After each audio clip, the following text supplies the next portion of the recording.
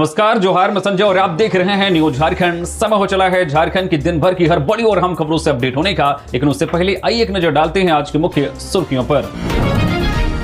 झारखंड में धूमधाम से मना रक्षाबंधन, राखी के धागे में दिखा भाई बहन की अटूट प्यार का रंग। रक्षाबंधन पर धनबाद की 3,46,000 बहनों को मिला सरकार का तोहफा, खाते में पहुंची मैया सम्मान योजना की राशि। बाबा बैद्यनाथ धाम में सावन पूर्णिमा पर भक्तों की भारी भीड़, 2 किलोमीटर लंबी कतार में लग किया जलार्पण, प्रशासन ने संभाली व्यवस्था, कल से होगी स्पर्श पूजा। जेएसएससी सीजीएल परीक्षा से जुड़े 2 आरोपी गिरफ्तार, कोर्ट ने भेजा जेल। 32,376 स्कूलों में बटेगा 102 करोड़ का अनुदान, झारखंड में पिछले साल नहीं मिली थी राशि। झारखंड में अब जाति आय, आवासीय और ईडब्ल्यूएस प्रमाण पत्र ऑफलाइन बनेंगे, लोगों को मिलेगी राहत। रांची में साइबर ठगी का नया खेल, ऑनलाइन कस्टमर केयर नंबर ढूंढना पड़ा महंगा, महिला के खाते से उड़ाए 8,27,000 रुपए। नेपाल के बाढ़ में पलामू का मजदूर लापता, चिंतित परिजन लगा रहे हैं मदद की गुहार। परिसीमन को लेकर 2 खेमों में बटा आदिवासी समाज, एक बार फिर उठने लगा सरना ईसाई का मुद्दा। झारखंड में मौसम का कहर, बारिश वज्रपात से 5 लोगों की मौत, कई जिलों में अलर्ट, लोगों को सतर्क रहने की सलाह। तो ये थी सुर्खियां, आप जानते हैं सभी खबरों को विस्तार से। झारखंड में धूमधाम से मना रक्षाबंधन, राखी के धागे में दिखा भाई बहन के अटूट प्यार का रंग। झारखंड में भाई बहन के प्रेम और विश्वास का प्रतीक रक्षाबंधन का पर्व हर्षोल्लास और पारंपरिक उत्साह के साथ मनाया गया। सुबह से ही राजधानी रांची समेत राज्य के अलग अलग जिलों में रक्षाबंधन की रौनक देखने को मिली। बहनों ने शुभ मुहूर्त में भाइयों की कलाई पर राखी बांधी, उनकी लंबी उम्र, सुख समृद्धि, खुशहाल जीवन की कामना की। भाइयों ने भी बहनों को उपहार देकर हमेशा उनके साथ खड़े रहने का वादा किया। रांची, जमशेदपुर, धनबाद, बोकारो, हजारीबाग, देवघर समेत कई शहरों में सुबह से ही बाजारों में चहल पहल रही। राखी, मिठाई, उपहार की दुकानों पर लोगों की भीड़ जुटी रही। दूर रहने वाले भाई बहन भी इस खास मौके पर एक दूसरे से मिलने के लिए अपने घर पहुंचे। कई परिवारों में पूजा पाठ, पारंपरिक रीति रिवाजों के साथ राखी का त्योहार मनाया गया। रक्षाबंधन के मौके पर घर घर में खुशियों का माहौल रहा। पूरे झारखंड में भाई बहन के स्नेह, विश्वास और आपसी रिश्ते की खूबसूरत तस्वीर देखने को मिली। रक्षाबंधन पर धनबाद की 3,46,000 बहनों को मिला सरकार का तोहफा, खाते में पहुंची मैया सम्मान योजना की राशि। धनबाद की 3,46,084 महिला लाभुकों के बैंक खातों में मुख्यमंत्री मैया सम्मान योजना की जुलाई 2026 की राशि भेज दी गई है। रक्षाबंधन के मौके पर राशि पहुंचने से महिलाओं में खुशी का माहौल है।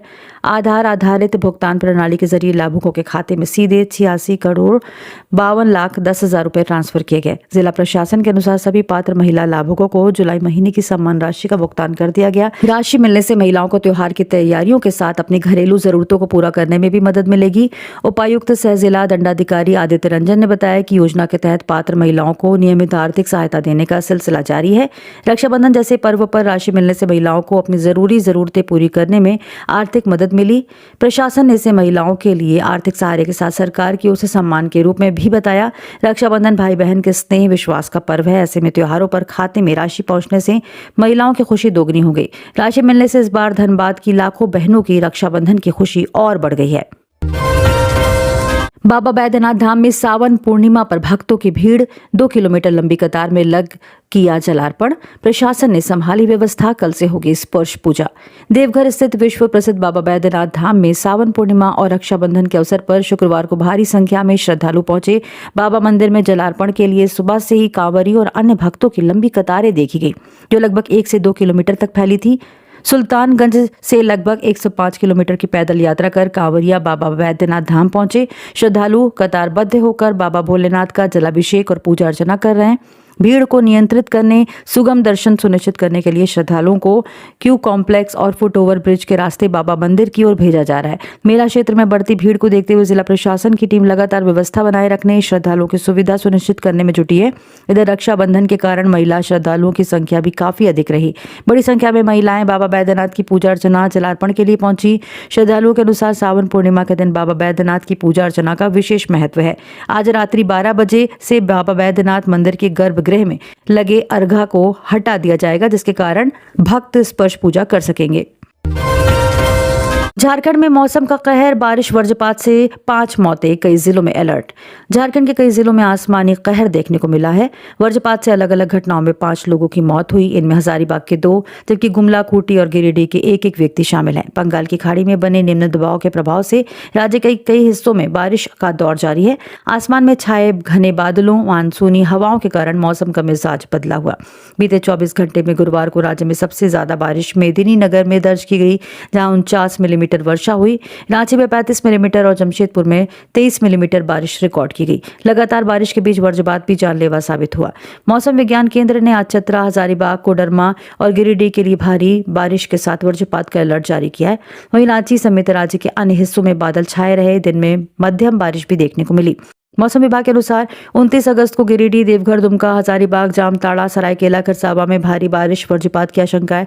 इस दौरान कुछ इलाकों में तेज हवाएं भी चल सकती हैं। मौसम विभाग ने लोगों से खराब मौसम के दौरान सतर्क रहने, वज्रपात के समय खुले स्थानों से बचने की अपील की है। झारखंड में H1N1 की दस्तक, 24 लोगों में स्वाइन फ्लू की पुष्टि, स्वास्थ्य विभाग अलर्ट। झारखंड में स्वाइन फ्लू यानी H1N1 संक्रमण के मामले तेजी से सामने आ रहे हैं। रिम्स के माइक्रोबायोलॉजी विभाग में जांच किए गए 11 संदिग्ध मरीजों के सैंपल में 8 की रिपोर्ट पॉजिटिव आई है। संक्रमित लोगों में विभाग के प्रभारी विभागाध्यक्ष डॉक्टर अशोक कुमार शर्मा भी शामिल हैं। वहीं निजी लैबों में भी रोजाना नए मामले सामने आ रहे हैं। माइक्रो प्रैक्सिस लैब में पिछले 10 दिनों में 16 लोगों में स्वाइन फ्लू की पुष्टि हुई है। रिम्स और निजी लैबों की रिपोर्ट को मिलाकर अब तक 24 लोग संक्रमित पाए गए। रिपोर्ट के अनुसार अधिकांश संक्रमित मरीज हाल में दूसरे राज्यों या शहरों से लौटे हैं। घर आने के बाद उन्हें तेज बुखार, सर्दी, खांसी, गले में दर्द जैसे लक्षण हुए। बढ़ोतरी को देखते हुए स्वास्थ्य विभाग ने सभी जिलों के सिविल सर्जन से सतर्क रहने का निर्देश दिया है। विशेषज्ञों ने लोगों से घबराने के बजाय सावधानी बरतने की अपील की है। तेज बुखार, खांसी, गले में खराश या सांस लेने में परेशानी जैसे लक्षण दिखने पर तुरंत डॉक्टर से संपर्क करने की सलाह दी गई है।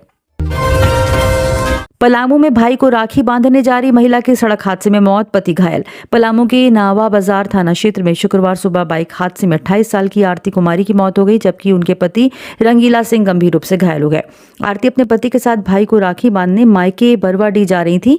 दोनों बाइक से निकले थे। नवा बाजार थाने से कुछ दूर अचानक बाइक अनियंत्रित होकर सड़क पर गिर गई, जिससे दोनों घायल हो गए। हादसे की सूचना मिलने पर पुलिस मौके पर पहुंची। दोनों को अस्पताल ले जाया गया। डॉक्टर्स ने जांच के बाद आरती को मृत घोषित कर दिया, जबकि उनके पति का इलाज चल रहा है। आरती की मौत की खबर मिलते ही परिवार में मातम छा गया। पुलिस ने शव को कब्जे में लेकर मामले की जांच शुरू कर दी है। जेएसएससी सीजीएल परीक्षा से जुड़े 2 आरोपी गिरफ्तार, कोर्ट ने भेजा जेल। जेएसएससी सीजीएल परीक्षा 2023 के संचालन से जुड़े सोमांश प्रकाश और राहुल कुमार को सीआईडी ने दिल्ली से गिरफ्तार किया। दोनों को रांची लाकर सीआईडी की विशेष कोर्ट में पेश किया गया, जहां से उन्हें होटवार स्थित बिरसा मुंडा केंद्रीय कारा भेज दिया गया। दोनों बिहार के रहने वाले हैं। परीक्षा एजेंसी वेबल टेक्नोलॉजी से सीधे जुड़े नहीं थे, बल्कि एजेंसी ने उन्हें परीक्षा संचालन से संबंधित काम सौंपा था। यह परीक्षा 21 और 22 सितंबर 2024 को हुई थी। कथित पेपर लीक मामले में 1 जनवरी 2025 को सीआईडी थाने में केस दर्ज किया गया था। सीआईडी ने इससे पहले मामले के कथित मास्टरमाइंड अभय कुमार तिवारी की पत्नी सुषमा कुमारी, भाई अक्षय तिवारी को गिरफ्तार किया था। जांच में जेपीएससी, जेएसएससी परीक्षाओं से जुड़ी 3 एजेंसियों की भूमिका भी खंगाली जा रही है। सीआईडी अब गिरफ्तार आरोपियों द्वारा परीक्षा पास कराने के नाम पर किए गए कथित लेन देन, एजेंसियों के संचालकों व सहयोगियों के बीच वित्तीय कनेक्शन की जांच कर रही है। वेबल टेक्नोलॉजी से जुड़े मिथिलेश सिंह और उसके सहयोगियों की भी तलाश जारी है। सीआईडी के अनुसार जांच के आधार पर आगे और गिरफ्तारियां हो सकती हैं। गिरिडीह में सावन पूर्णिमा पर उमड़ा आस्था का सैलाब, श्रद्धालुओं ने बराकर नदी से जल उठाया, दुखिया महादेव मंदिर में किया जलाभिषेक। गिरिडीह में सावन पूर्णिमा के अवसर पर हजारों श्रद्धालु जलाभिषेक यात्रा में शामिल हुए। गुरुवार शाम श्रद्धालु बड़ा चौक पर जुटे, जहां सेवा शिविरों में पानी, शरबत, फल, खीर, खिचड़ी की व्यवस्था की गई थी। भजन कीर्तन के बीच श्रद्धालु बसों, ट्रकों और अन्य वाहनों से बराकर नदी पहुंचे, विधि विधान से जल उठाया। इसके बाद हर हर महादेव बोल बम के जयघोष के साथ पैदल उदयनाबाद के प्रसिद्ध दुखिया महादेव मंदिर के लिए रवाना हुए। यात्रा के दौरान जगह जगह स्थानीय लोगों और सामाजिक संगठनों ने श्रद्धालुओं के लिए सेवा शिविर लगाए। शुक्रवार सुबह श्रद्धालुओं ने लंबी कतार में लगकर दुखिया महादेव का जलाभिषेक किया और विधिवत पूजा अर्चना की। मंदिर परिसर में भारी भीड़ के बीच चारों ओर हर हर महादेव की गूंज सुनाई दी। बराकर नदी से उदयनाबाद तक पूरा मार्ग भक्तिमय नजर आया। श्रद्धालुओं ने भगवान भोलेनाथ से परिवार की सुख शांति, समृद्धि, खुशहाली की कामना की। सावन पूर्णिमा के इस धार्मिक आयोजन को लेकर श्रद्धालुओं में खासा उत्साह देखने को मिला। 32,376 स्कूलों में बटेगा 102 करोड़ का अनुदान। झारखंड में पिछले साल नहीं मिली थी राशि। झारखंड के प्राथमिक और उच्च प्राथमिक स्कूलों को पिछले साल विकास के लिए मिलने वाली राशि नहीं मिल पाई थी। अब इस साल इन स्कूलों को जल्द पैसा मिलने वाला है। केंद्र सरकार ने समग्र शिक्षा अभियान के तहत 102 करोड़ 5 लाख रुपए मंजूर किए हैं। इसमें 60% पैसा केंद्र और 40% राज्य सरकार देगी। इस बार प्राथमिक और उच्च प्राथमिक के साथ माध्यमिक और उच्च माध्यमिक स्कूलों के लिए भी राशि मंजूर की गई है। स्कूलों को छात्रों के हिसाब से 10,000 से 1 लाख रुपए तक मिलेंगे। कम छात्रों वाले स्कूलों को 10,000 रुपए, 31 से 100 छात्रों वाले स्कूलों को 25,000 और 101 से 250 छात्रों वाले स्कूलों को 50,000 रुपए मिलेंगे। वहीं 251 से 1,000 छात्रों वाले स्कूलों को 75,000 और 1,000 से ज्यादा छात्रों वाले स्कूलों को 1 लाख रुपए मिलेंगे। इस पैसे से स्कूल में जरूरी सामान खरीदने के साथ शौचालय और दूसरी छोटी मोटी मरम्मत का काम भी कराया जा सकेगा। जाति आय, आवासीय और ईडब्ल्यूएस प्रमाण पत्र अब ऑफलाइन भी बनेंगे। झारखंड में जाति आय, आवासीय, आर्थिक रूप से पिछड़ा वर्ग ईडब्ल्यूएस प्रमाण पत्र अब ऑनलाइन के साथ साथ ऑफलाइन भी बनाए जाएंगे। कार्मिक विभाग ने 27 अगस्त को इस संबंध में आदेश जारी कर सभी जिलों के उपायुक्तों को भेज दिया। इस व्यवस्था फिलहाल 3 महीने तक लागू रहेगी। प्रमाण पत्र अंचल कार्यालय, एसडीओ कार्यालय से जारी किए जाएंगे। इससे प्रमाण पत्र बनवाने के लिए ऑनलाइन प्रक्रिया में परेशानी झेल रहे लोगों को भी राहत मिलेगी। दरअसल कई जिलों के उपायुक्तों ने सरकार को बताया था कि प्रमाण पत्रों के लिए आवेदनों की संख्या काफी बढ़ गई है, जिससे लोगों को परेशानी हो रही है। अंचल और एसडीओ कार्यालयों में बड़ी संख्या में आवेदन लंबित होने के कारण सरकार ने ऑफलाइन प्रमाण पत्र जारी करने की अनुमति दी है। इससे लंबित आवेदनों का तेजी से निपटारा होने और लोगों को समय पर प्रमाण पत्र मिलने की उम्मीद है। इससे पहले 22 फरवरी 2022 के आदेश में भी जाति प्रमाण पत्र ऑफलाइन बनाने की अनुमति दी गई थी, जिसके बाद ऑनलाइन किया जाता था। नेपाल के बाढ़ में पलामू का मजदूर लापता, चिंतित परिजन लगा रहे मदद की गुहार। नेपाल में आई प्राकृतिक आपदा ने भारी तबाही मचाई है। सैकड़ों लोगों की जान चली गई, तो वहीं करीब 1000 लोग लापता बताए जा रहे हैं। राहत बचाव कार्य के बीच हर किसी की आंखें अपनों को खोज रही हैं। इन लोगों में झारखंड के पलामू का एक मजदूर भी लापता हो गया। वह नेपाल के बाणेश्वर स्थित हाइड्रो पावर प्लांट में कार्यरत था। पलामू जिले के हैदरनगर प्रखंड स्थित बडंडा बरवाडी के 50 वर्षीय महेंद्र विश्वकर्मा नेपाल के बाड़ेश्वर स्थित हाइड्रो पावर प्लांट से कई दिनों से लापता है। नेपाल में आई भीषण बाढ़ के बाद से उनका मोबाइल भी बंद है, जिससे परिजन अनहोनी की आशंका से बेहद चिंतित है। हालांकि कंपनी प्रबंधन ने सभी कर्मियों के सुरक्षित होने का दावा किया, लेकिन महेंद्र से संपर्क न हो पाने के कारण परिजनों ने विदेश मंत्रालय, स्थानीय प्रशासन से उन्हें ढूंढ निकालने की गुहार लगाई। इसी बीच पलामू पुलिस ने स्थिति की गंभीरता को देखते हुए अति आवश्यक सूचना जारी की। पुलिस ने आम नागरिकों से अपील की कि यदि उनके क्षेत्र से कोई भी व्यक्ति कैलाश यात्रा, नेपाल या तिब्बत की यात्रा पर गया है तो उसका पूरा नाम, पता, मोबाइल या व्हाट्सएप नंबर तुरंत नजदीकी थाने में उपलब्ध कराएं, ताकि आपदा की स्थिति में सभी की सुरक्षा सुनिश्चित की जा सके। गुमला की बेटियों ने रचा इतिहास, सुब्रतो कप में बनी अंडर 17 राष्ट्रीय चैंपियन। 65वें Subroto Mukherjee cup football tournament के अंडर 17 बालिका वर्ग में सेंट पैट्रिक स्कूल गुमला की टीम ने राष्ट्रीय चैंपियन बनने का गौरव हासिल किया। दिल्ली में खेले गए फाइनल मैच में गुमला की बेटियों ने शानदार खेल दिखाया और खिताब जीत लिया। इस जीत के बाद स्कूल और पूरे गुमला में खुशी का माहौल है। विजेता टीम को 5 लाख रुपए की इनामी राशि मिलेगी। वहीं टीम की कोच बीणा केरकेट्टा और बेस्ट गोलकीपर खुशबू कुमारी को 50-50 हजार रुपए का पुरस्कार दिया जाएगा। पूरे टूर्नामेंट में खिलाड़ियों ने शानदार खेल के साथ टीम भावना और अनुशासन का भी परिचय दिया। फाइनल मैच के दौरान LRDC शेखर कुमार, स्कूल के HM father Nabor Binj, father Ranjit खलको समेत कई अधिकारी और शिक्षक मौजूद रहे। सभी ने खिलाड़ियों का हौसला बढ़ाया। जीत से गुमला के साथ पूरे झारखंड में खुशी है। टीम की सफलता ने दिखाया कि गांव और आदिवासी इलाकों की बेटियों को सही मौका और प्रशिक्षण मिले तो वे राष्ट्रीय स्तर पर भी बड़ी कामयाबी हासिल कर सकती हैं। प्रिंस खान के नेटवर्क पर NIA का शिकंजा, पाकिस्तान कनेक्शन की जांच तेज। धनबाद के वासीपुर के भगोड़े अपराधी प्रिंस खान से जुड़े कथित आपराधिक नेटवर्क की जांच अब राष्ट्रीय जांच एजेंसी NIA ने तेज कर दी।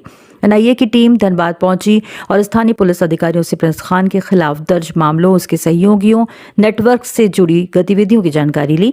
एजेंसी ये भी पता कर रही है कि उसके खिलाफ कितने मामले दर्ज हैं, किन मामलों में जांच या कार्रवाई लंबित है। धनबाद SSP प्रभात कुमार ने भी NIA टीम के धनबाद पहुंचने स्थानीय स्तर पर जानकारी जुटाने की पुष्टि की है। जांच में प्रिंस खान खान के विदेश में रहकर कथित नेटवर्क संचालित करने, दुबई व पाकिस्तान से जुड़े संपर्कों को भी खंगाला जा रहा है। एनआईए यह पता लगाने की कोशिश कर रही है कि विदेश में मौजूद कथित सहयोगी उसकी गतिविधियों में किस तरह मदद करते हैं, नेटवर्क का विस्तार किन क्षेत्रों तक है। प्रिंस खान के कथित पाकिस्तान कनेक्शन, आतंकी संगठनों से संभावित संबंधों से जुड़े तथ्यों व सबूतों की भी जांच हो रही है। फिलहाल इन दावों की स्वतंत्र पुष्टि नहीं हुई है और जांच पूरी होने के बाद ही आगे की कानूनी कार्रवाई स्पष्ट होगी। रांची में साइबर ठगी का नया खेल, ऑनलाइन कस्टमर केयर नंबर ढूंढना पड़ा महंगा, महिला के खाते से उड़ाए 8,27,000। रांची के हटिया की रहने वाली नीलम कुमारी वॉशिंग मशीन का कस्टमर केयर नंबर गूगल पर खोज रही थी। इसी दौरान उन्हें एक नंबर मिला। फोन करने पर सामने वाले ने खुद को कस्टमर केयर का कर्मचारी बताया, शिकायत दर्ज कराने की बात कही। इसके बाद एक दूसरे व्यक्ति ने खुद को कंपनी का टेक्नीशियन बताया।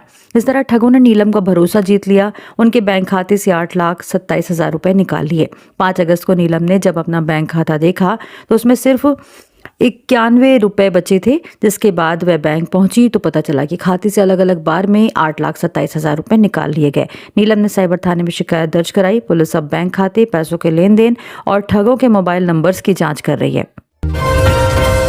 घाघरा में वज्रपात का कहर, 30 वर्षीय युवक की मौत, 2 मवेशी भी मरे। गुमला के घाघरा थाना क्षेत्र के टांगर सिकवार गांव में बारिश के दौरान वज्रपात की चपेट में आने से 30 साल के ललित उरांव की मौत हो गई। ललित बैल चराने के लिए सिकवार फार्म की ओर गया था। इसी बीच तेज बारिश शुरू हो गई। बारिश से बचने के लिए वह पेड़ की ओर जा रहा था, तभी अचानक बिजली गिर गई। ललित उसकी चपेट में आ गया। ग्रामीण उसे तुरंत घाघरा अस्पताल ले गए, लेकिन डॉक्टर्स ने उसे मृत घोषित कर दिया। घटना के बाद परिवार में मातम है। ग्रामीणों ने प्रशासन से मदद की मांग की। इधर घाघरा के गुटवा जत्राटांड के पास भी बिजली गिरने से 2 मवेशियों की मौत हो गई। किसान गुडवा मुंडा ने अपने मवेशियों को कोयल नदी के किनारे चरने के लिए छोड़ा था। इसी दौरान तेज बारिश के साथ बिजली गिरी। दोनों मवेशियों की मौके पर ही मौत हो गई। किसान ने बताया कि मवेशी खेती में काम करने में मदद करते थे। उन्होंने प्रशासन से मुआवजा देने की मांग की है। परिसीमन को लेकर 2 खेमों में बटा आदिवासी समाज, एक बार फिर उठने लगा सरना ईसाई का मुद्दा। झारखंड का आदिवासी समाज परिसीमन को लेकर 2 खेमों में बटा नजर आ रहा है। ऐसा इसलिए कहा जा सकता है कि क्योंकि सरना ईसाई का मुद्दा एक बार फिर उठने लगा है। इसकी वजह आदिवासी एकता महाजुटान रैली है। केंद्रीय सरना समिति समेत कई सामाजिक संगठनों ने आदिवासी एकता महाजुटान रैली का विरोध जताया। इस रैली को चर्च द्वारा आयोजित रैली बताया जा रहा है। ऐसा कहकर आदिवासी समाज के लोगों को रैली में शामिल नहीं होने की अपील की जा रही है। बता दें कि 30 अगस्त को मोरहाबादी मैदान में आदिवासी एकता महाजुटान रैली आयोजित है। परिसीमन से होने वाले संभावित प्रभाव को लेकर पूर्व मंत्री बंधु तिर्की ने यह रैली आयोजित की। जामताड़ा में डीएसपी प्रमोद कुमार सिंह का निधन, किचन में गिरने के बाद अस्पताल पहुंचने से पहले मौत। जामताड़ा के झिलुआ स्थित IRB 1 में पदस्थापित 55 वर्षीय डीएसपी प्रमोद कुमार सिंह की गुरुवार देर रात अचानक मौत हो गई। प्रारंभिक जानकारी के अनुसार वह किचन में काम करते समय अचानक गिरकर बेहोश हो गए। उनके रसोइया साधु सामर ने उन्हें देखा, अधिकारियों को सूचना दी। उन्हें तत्काल जामताड़ा के पारस अस्पताल ले जाया गया, जहां डॉक्टर्स ने मृत घोषित कर दिया। डॉक्टर के अनुसार अस्पताल पहुंचने से पहले उनकी मौत हो चुकी थी। 1994 बैच के पुलिस अधिकारी प्रमोद सिंह करीब 1.5 साल से IRB 1 में पदस्थापित थे और मूल रूप से बिहार के आरा के रहने वाले थे। इन दिनों वह श्रावणी मेला ड्यूटी के तहत देवघर में तैनात थे। रोजाना देवघर से आवागमन करते थे। उनके परिवार में पत्नी, 4 बच्चे हैं, जिनमें 2 बेटे 2 बेटियां हैं। घटना की सूचना मिलते ही उनके बेटे, भाई, दामाद अस्पताल पहुंचे। जामताड़ा थाना प्रभारी SP शंभू कुमार सिंह समेत कई वरीय अधिकारी भी मौके पर पहुंचे। पुलिस ने मामले की जांच शुरू कर दी। पोस्टमार्टम रिपोर्ट के बाद ही मौत के वास्तविक कारणों की पुष्टि होगी। घटना से पुलिस संगठन, पुलिस मेंस एसोसिएशन में शोक का माहौल है। 6 महीने से वृद्धा पेंशन नहीं मिली, बुजुर्गों ने सरकार से लगाई गुहार। बोकारो के पेटरवार प्रखंड के खेत को पंचायत में पिछले 6 महीनों से वृद्धा पेंशन नहीं मिलने से बुजुर्ग परेशान हैं। पेंशन पर दवा, राशन, रोजमर्रा की जरूरतें पूरे करने वाले वृद्धों का सब्र टूट गया, जिसके बाद वे पंचायत की मुखिया अनवरी खातून के घर पहुंचे। बुजुर्गों ने अपनी परेशानी बताते हुए पेंशन की राशि जल्द दिलाने की गुहार लगाई। उनका कहना है कि सरकार की पेंशन ही उनके लिए आर्थिक सहारे का मुख्य जरिया है। पेंशन नहीं मिलने से कई बुजुर्गों के सामने रोजमर्रा की जरूरतें पूरी करना भी मुश्किल हो गया। मामले की गंभीरता को देखते हुए मुखिया अनवरी खातून ने मुख्यमंत्री और संबंधित विभाग से रुकी हुई 6 महीने की पेंशन राशि जल्द जारी करने की मांग की। उन्होंने बुजुर्ग महिलाओं और पुरुषों की परेशानी को सरकार तक पहुंचाने का भरोसा दिया। लगातार 6 महीने तक पेंशन नहीं मिलने से डीबीटी डिजिटल व्यवस्था पर भी सवाल उठ रहे हैं। बुजुर्गों का कहना है कि उम्र के इस पड़ाव पर उन्हें बार बार पेंशन के लिए भटकना पड़ रहा है। अब उन्हें जिला प्रशासन और राज्य सरकार से जल्द राहत मिलने का इंतजार है। होटल कारोबारी निखार हत्याकांड मामला, शूटर की तलाश में बिहार बंगाल में छापेमारी जारी। सुनारी के 2 अपराधियों ने की थी रेकी। सरायकेला के कांदरबेड़ा स्थित 10th माइल स्टोन होटल में 24 अगस्त को होटल कारोबारी निखार सब लोग 33 की गोली मारकर हत्या कर दी गई थी। निखार को कुल 8 गोलियां मारी गई थी। जांच में सुपारी देकर हत्या कराने का एंगल सामने आया। पुलिस ने विक्रम शर्मा के करीबी का मोबाइल डिटेल खंगाला। शूटर की तलाश में बिहार और बंगाल में छापेमारी जारी है। जांच में सामने आया कि बिहार के अपराधियों को भाड़े पर बुलाया गया था। दोनों शूटर करीब 1 सप्ताह से जमशेदपुर में मौजूद थे। सुनारी के 2 अपराधियों ने निखार की रेकी की थी। पहले कदमा के विजया हेरिटेज में हत्या की योजना बनी, लेकिन सुरक्षा के कारण जगह बदल दी गई। इसके बाद 10th माइल स्टोन होटल में निशाना बनाया गया। निखार जमीन की डीलिंग को लेकर 3 दिनों से होटल में मीटिंग कर रहे थे। हत्या के बाद शूटर लाल कार से रांची की ओर भागे, लेकिन आगे उनका सुराग नहीं मिला। पुलिस को एक शूटर की गिरफ्तारी समेत अहम सुराग मिले और जल्द बड़े खुलासे की संभावना है। जमशेदपुर में कार में सीएनजी रिफिलिंग के दौरान पाइप फटा, पेट्रोल पंप कर्मी की मौत। जमशेदपुर के हावड़ा ब्रिज के पास भारत पेट्रोलियम पंप पर सीएनजी भरते समय बड़ा हादसा हो गया। हादसे में पंप कर्मचारी तुषार खामरी की मौत हो गई। तुषार सोनारी के रहने वाले थे। बताया जा रहा है कि एक कार में सीएनजी भरी जा रही थी। इसी दौरान अचानक ज्यादा दबाव के कारण पाइप फट गया। पाइप का नोजल उछलकर तुषार के सिर में जा लगा। हादसे में वे गंभीर रूप से घायल हो गए। उन्हें तुरंत टीएमएच ले जाया गया, लेकिन डॉक्टर्स ने मृत घोषित कर दिया। तुषार के बड़े भाई भी इसी पंप पर काम करते हैं। घटना के समय भाई की ड्यूटी खत्म हो चुकी थी और तुषार की ड्यूटी शुरू हुई थी। भाई ने बताया कि सीएनजी काफी तेज दबाव में भरी जा रही थी, तभी अचानक पाइप फट गया। हादसे के बाद पंप पर अफरा तफरी मच गई। तुषार की मौत की खबर मिलते ही परिवार में मातम छा गया। वहीं इस घटना के बाद पंप पर सीएनजी भरने के दौरान सुरक्षा व्यवस्था पर भी सवाल उठ रहे हैं। भाइयों को राखी बांधने होटवार जेल पहुंची बहनें। रक्षाबंधन के मौके पर रांची के होटवार जेल के बाहर बहनों की भीड़ देखने को मिली। अलग अलग जगहों से बहनें अपने भाइयों को राखी बांधने के लिए जेल पहुंची। उनके हाथों में राखियां थी। वे अपने भाइयों से मिलने का इंतजार कर रही थीं। लंबे समय बाद भाई की कलाई पर राखी बांधने को लेकर बहनों में खुशी भी दिखी और भावुक माहौल भी नजर आया। बहनों की भीड़ को देखते हुए जेल प्रशासन ने भी खास इंतजाम किए थे। जेल में बंद भाइयों से मिलने, उन्हें राखी बांधने के लिए बहनों को तय व्यवस्था के तहत अंदर जाने दिया गया। रक्षाबंधन के इस मौके पर जेल परिसर में भाई बहन के रिश्ते की भावनाएं साफ नजर आईं। जेपीएससी जेएसएससी भर्ती घोटाला, गिरिडीह में सीआईडी की दबिश। एएसओ समीर उर्फ शालू हिरासत में। जेपीएससी जेएसएससी भर्ती घोटाला मामले में सीआईडी ने गुरुवार देर रात गिरिडीह के बेंगाबाद में कार्रवाई की। टीम ने बेंगाबाद पुलिस के सहयोग से बेंगाबाद चौक स्थित एक मिठाई दुकान पर छापेमारी कर एएसओ समीर उर्फ शालू को पकड़ा है।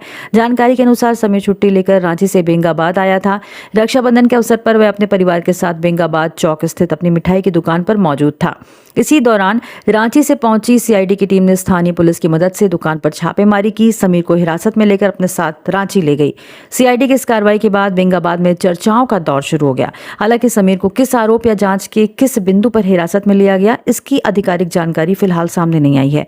भर्ती घोटाले की जांच में सीआईडी की कार्रवाई लगातार जारी है और इसी कड़ी में समीर से पूछताछ को अहम माना जा रहा है। सड़क हादसे में युवक की मौत, दोस्त शव छोड़कर भागे। पिता ने कहा बेटे के दोस्तों ने की हत्या, अब एक्सीडेंट बता रहे।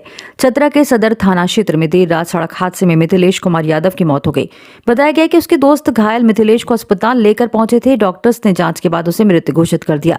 इसके बाद सभी दोस्त अस्पताल चले गए। अस्पताल ने परिवार को इसकी जानकारी दी। मिथिलेश के पिता डोदी यादव ने आरोप लगाया है कि दोस्तों ने ही बेटे की हत्या की। अब घटना को सड़क हादसा बताया जा रहा है। हालांकि पुलिस की शुरुआती जांच में मामला सड़क हादसे का लग रहा है। बताया गया कि हादसे से पहले मिथिलेश अपने दोस्त अनिल यादव के घर पर था। रात करीब 9 बजे वह अनिल यादव, सोनू मियां, चंदन दागी समेत कुछ लोगों के साथ घूमने निकला। पुलिस के अनुसार मिथिलेश बाइक चला रहा था और बाइक अनियंत्रित होकर पेड़ से टकरा गई, जिससे वह गंभीर रूप से घायल हो गया। पुलिस का कहना है कि परिवार की ओर से लिखित शिकायत मिलने पर पूरे मामले की जांच की जाएगी। अगर जांच में दोस्तों की गलती सामने आती है तो उनके खिलाफ कार्रवाई होगी। वन विभाग और ग्रामीण ने पेड़ों में बांधा राखी। जमशेदपुर के पोटका स्थित बाहर दाढ़ी गांव में रक्षाबंधन पर अनोखा कार्यक्रम हुआ। गांव के लोगों ने जंगल में जाकर साल के पेड़ों को राखी और रक्षा सूत्र बांधा। ग्रामीणों ने पेड़ों पर टीका लगाया, आरती की, उन्हें राखी बांधकर उनकी रक्षा करने का संकल्प लिया।